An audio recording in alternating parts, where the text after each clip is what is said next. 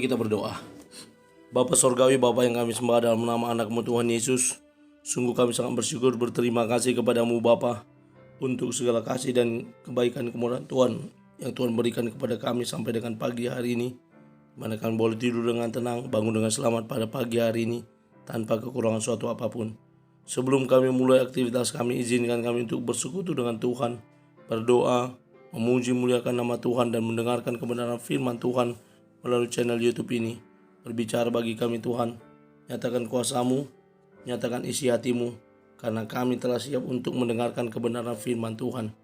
Di dalam dan demi nama anak-Mu Tuhan Yesus Kristus, kami sudah berdoa dan mengucap syukur berterima kasih kepada Bapa. Amin. Shalom ibu bapak saudara terkasih dalam nama Tuhan kita Yesus. Semangat pagi, bertemu kembali di channel Rionando Butar-Butar dalam khotbah 5 menit aja atau 5 untuk renungan harian. Renungan pada hari ini saya ambil dari kitab Mazmur pasal 104 ayat yang ke-30. Demikian kesaksian firman Tuhan. Apabila engkau mengirim rohmu, mereka tercipta, dan engkau membaharui muka bumi.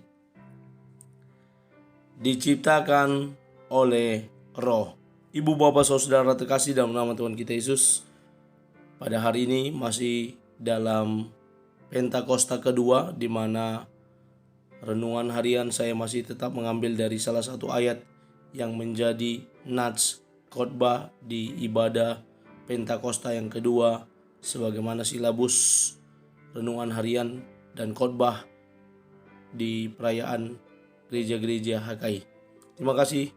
Dan kalau kita berbicara tentang diciptakan oleh Roh Allah, tentunya kita tetap harus berpatokan kepada apa yang dilakukan oleh Tuhan ketika Dia menciptakan manusia, menciptakan langit dan bumi dan segala isinya. Diciptakan selama 6 hari, dan Allah yang menciptakan segala sesuatu dengan firman-Nya, Dia di hari terakhir mengambil cara yang berbeda, di mana Dia membentuk manusia menurut gambarnya, menurut gambar dan rupa Allah. Diciptakan dia laki-laki dan perempuan. Lalu ketika dibentuk, diciptakan, Allah memberikan nafas kehidupan. Saya baca dari Kejadian 2 ayat yang ke-7. Ketika itulah Tuhan Allah membentuk manusia itu dari debu tanah dan menghembuskan nafas hidup ke dalam hidungnya. Demikianlah manusia itu menjadi makhluk hidup. Bagaimana Tuhan yang membentuk dan memberikan nafas kehidupan kepada manusia, sehingga manusia yang telah dibentuk itu, diciptakan itu, menjadi memiliki kehidupan. Ibu bapak saudara terkasih dalam nama Tuhan kita Yesus, penulis Mazmur dalam nats khotbah pada hari ini juga sedang mengingatkan kita bagaimana hidup dan mati kita ada di tangan Tuhan. Sebagaimana dikatakan dalam ayat sebelumnya, di ayat yang ke-29 dari Mazmur 104 ini, apabila engkau menyembunyikan wajahmu, mereka terkejut.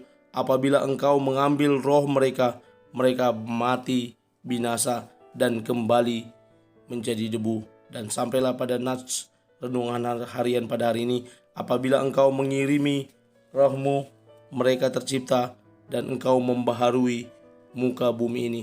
Penciptaan yang dilakukan oleh manusia, oleh Allah terhadap manusia, sungguh sangat jelas sebagaimana yang saya sebutkan tadi di kitab Kejadian. Allah memberikan napas kehidupannya, dan ketika tiba waktunya, Dia juga bisa mengambil kehidupan itu dari manusia dan kembali menjadi debu tanah. Dan dalam nats ini Allah mengirim rohnya dengan menciptakan manusia. Manusia yang diciptakan oleh roh Allah, serupa dan segambar dengan Allah, maka orang yang telah dipenuhi oleh roh Allah tersebut harus menunjukkan, mengaplikasikan, menerapkan bagaimana kehidupan orang yang senantiasa ditinggali oleh roh Allah. Sebagaimana kita memperingati hari Pentakosta yang kedua hari ini, di mana kita mau hidup di dalam roh Allah, dan kehidupan itu tampak dari cara hidup kita, dari perbuatan kita, yang senantiasa memuliakan Allah, yang senantiasa menyanyi bagi Tuhan selama-lamanya dan hendak bermazmur, dan renungan kita manis kedengaran kepada Tuhan, dan hidup senantiasa bersukacita sebagaimana kelanjutan dari Nats pasal 104 ini di ayat yang ke-31 sampai dengan 35. Tampaklah kehidupan kita anak-anak Tuhan yang senantiasa memuliakan nama Tuhan. Amin. Kita bersatu dalam doa. Terima kasih Bapa untuk firman-Mu yang telah kami dengarkan. Mampukan kami untuk menjadi para pelaku kebenaran firman Tuhan, yang terus menerapkan kebenaran firman-Mu dalam kehidupan kami, yang terus mau belajar dalam kehidupan ini, bahwa firman-Mu terlebih dahulu kami renungkan, baru kami memulai segala aktivitas kami sehari-hari. Karena itu Tuhan Yesus, mampukan kami untuk terus komit, untuk terus belajar dari kebenaran firman Tuhan, karena Engkau telah tinggal dalam hidup kami. Roh-Mu berkarya sepenuhnya dalam hidup kami. Dalam nama Yesus kami berdoa. Amin. Selamat beraktivitas. Tuhan Yesus memberkati. Shalom.